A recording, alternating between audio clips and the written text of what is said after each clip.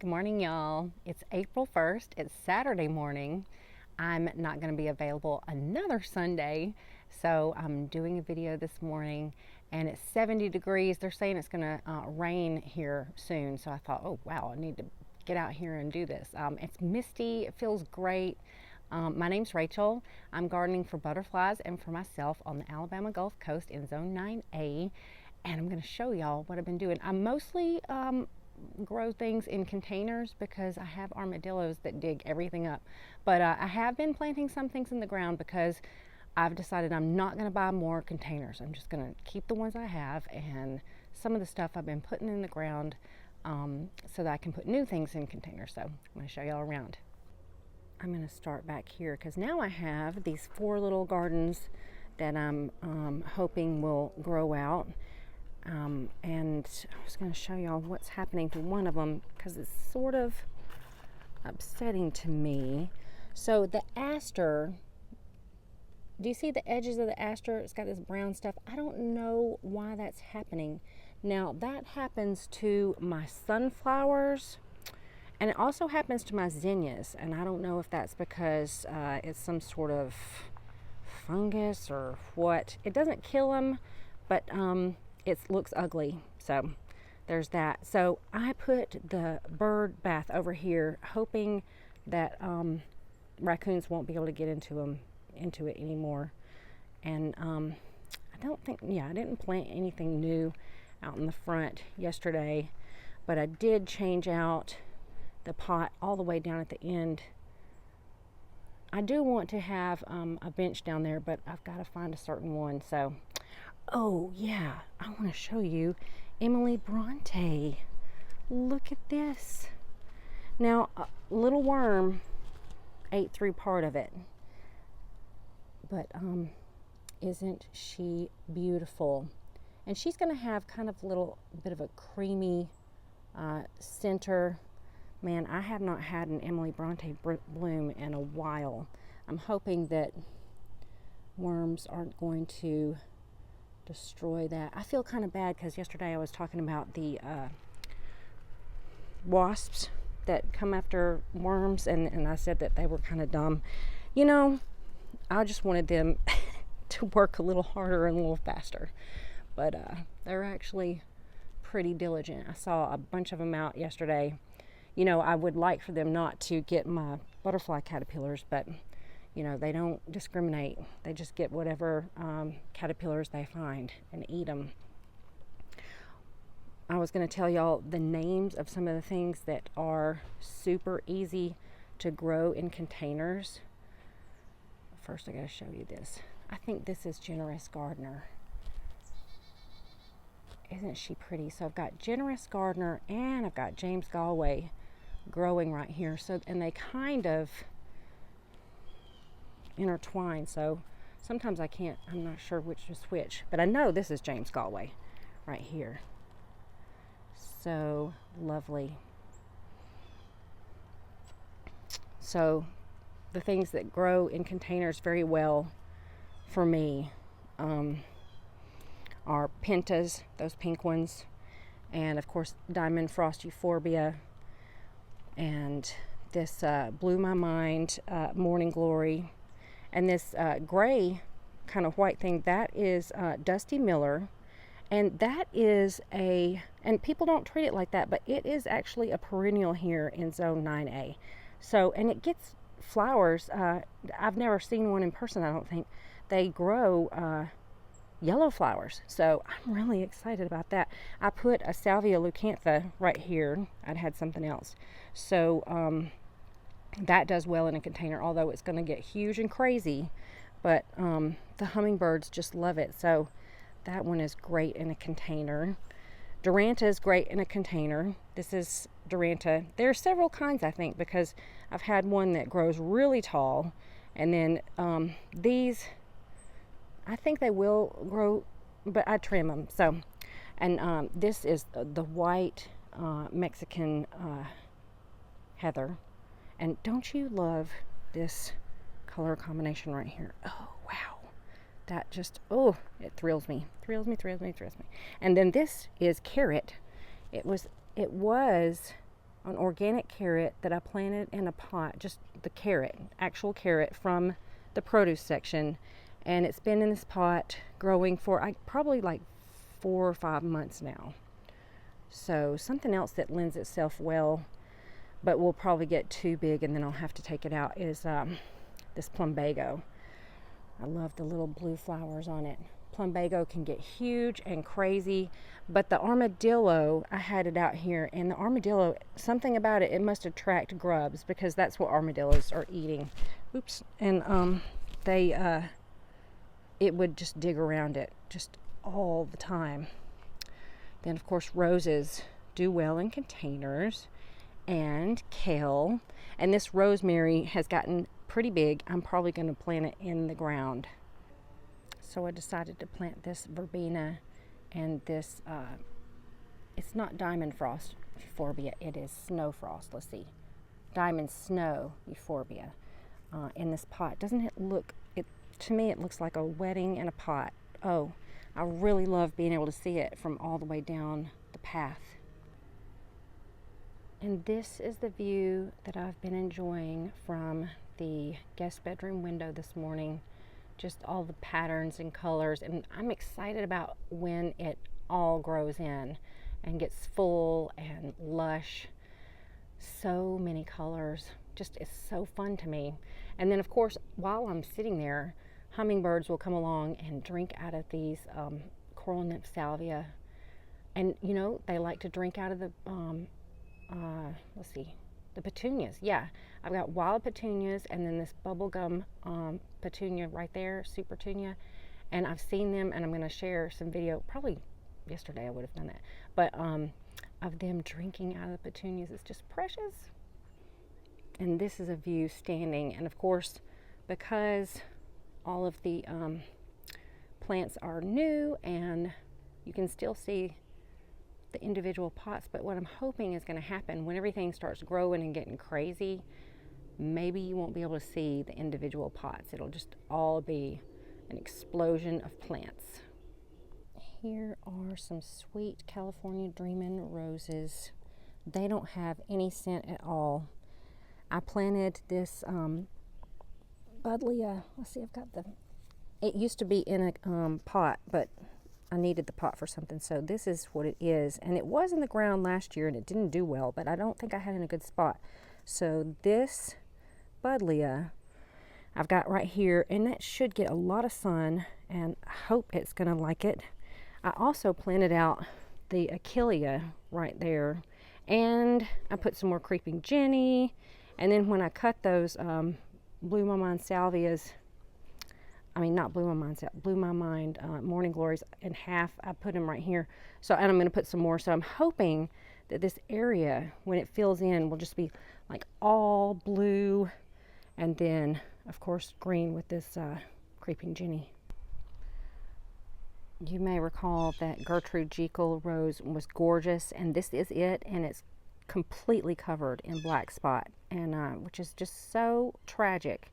But there was a time when I got something to spray my roses with, and I read the directions. It was extremely frightening because they were saying, you know, cover yourself and cover your mouth, and it just made it sound so just very bad. So I've done it one time, and then I got some organic spray, and it smelled kind of like garlic, and I tried that, and you know, it didn't seem to work either. So no, I don't spray my roses at all. And you know, black spot, as far as I can tell, it's never killed anything. But so this is the Gertrude Jekyll that had all those blooms on it. Now I'm going to show you another Gertrude Jekyll.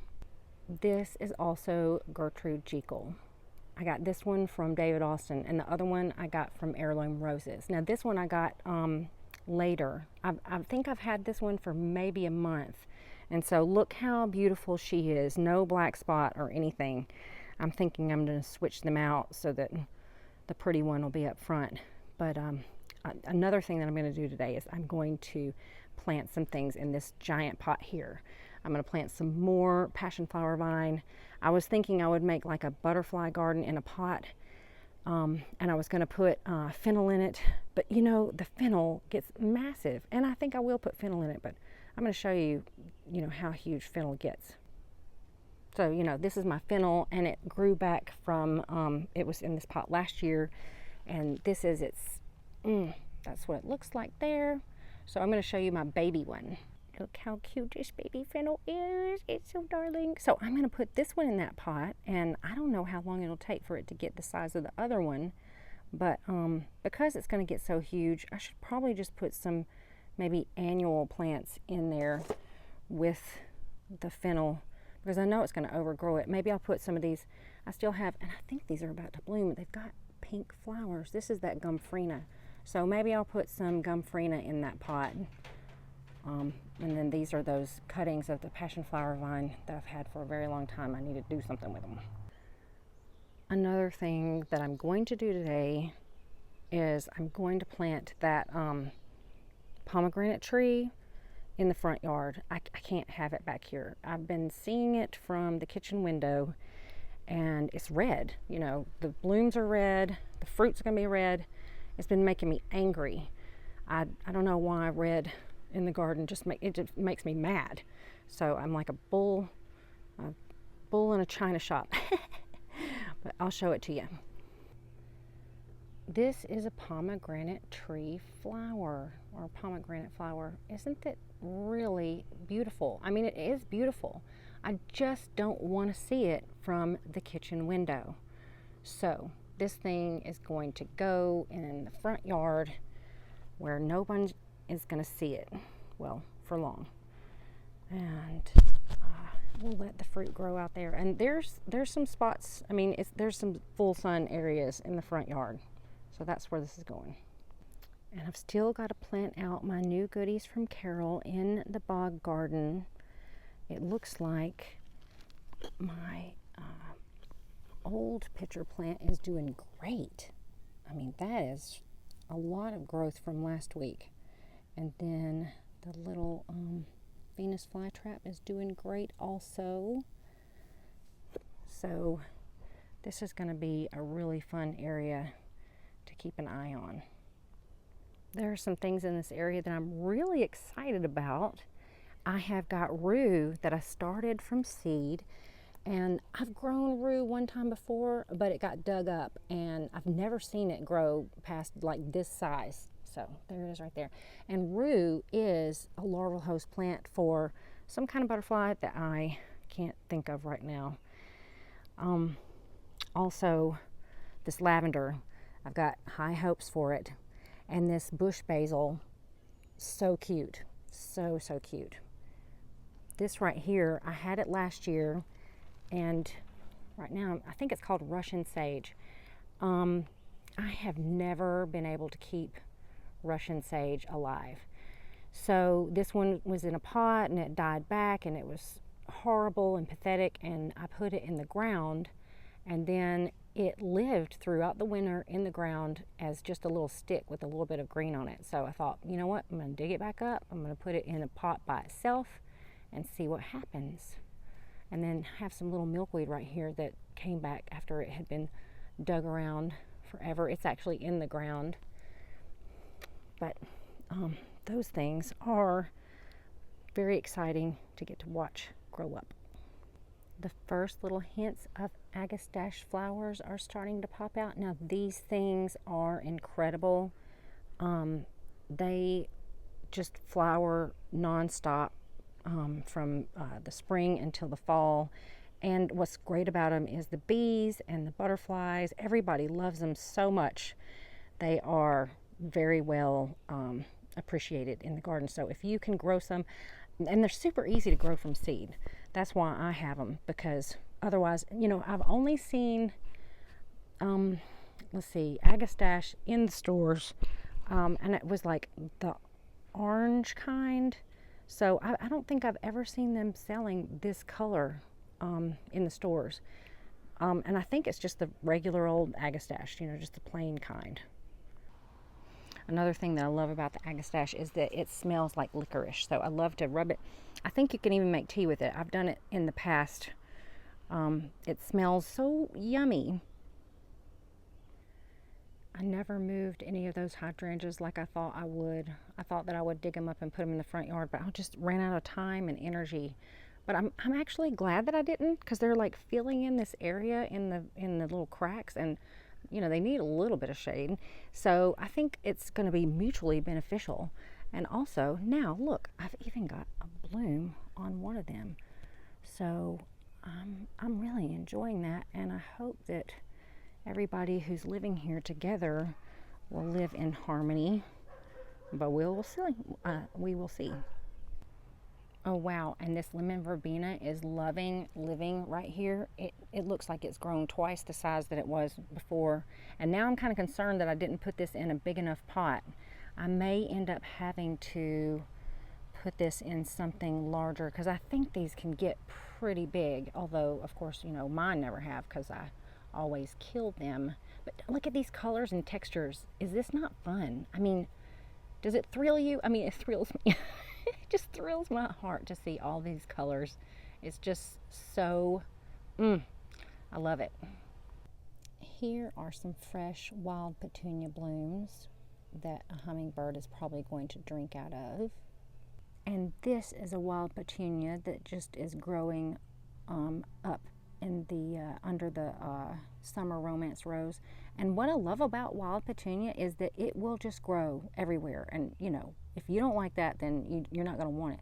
But I'm loving it because it is not discouraged by armadillos.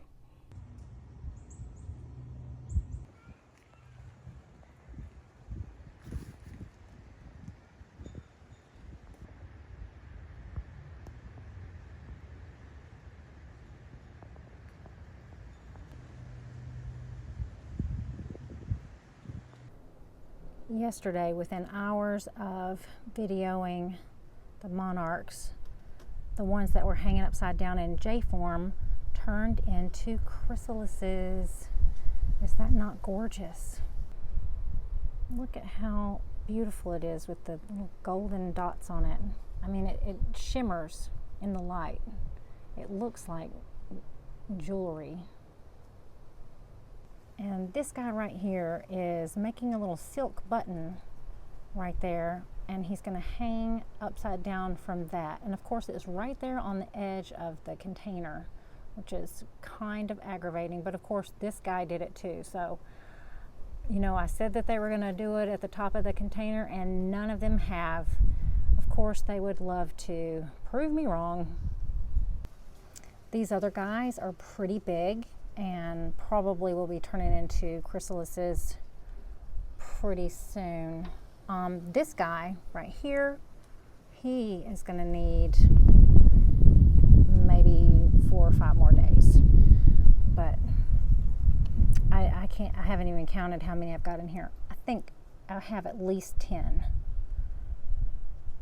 You can see through the chrysalis the pattern of the wing. And it's going to take 2 weeks before they emerge.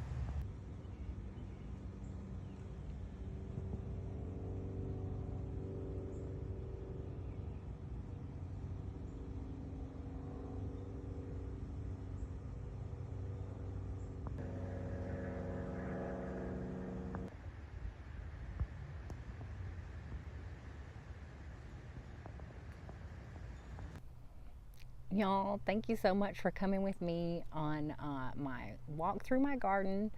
And I'm just so excited about this spring. It is going to be the best one ever. And I hope y'all are having a great time gardening. And I can't wait to hear about what y'all are doing, because man, y'all are so impressive. I'm just taking care of this tiny little area. But wow, I am just really blown away by all the things that y'all are doing. I hope y'all have a wonderful day. God bless you, and I'll talk to you later. Bye.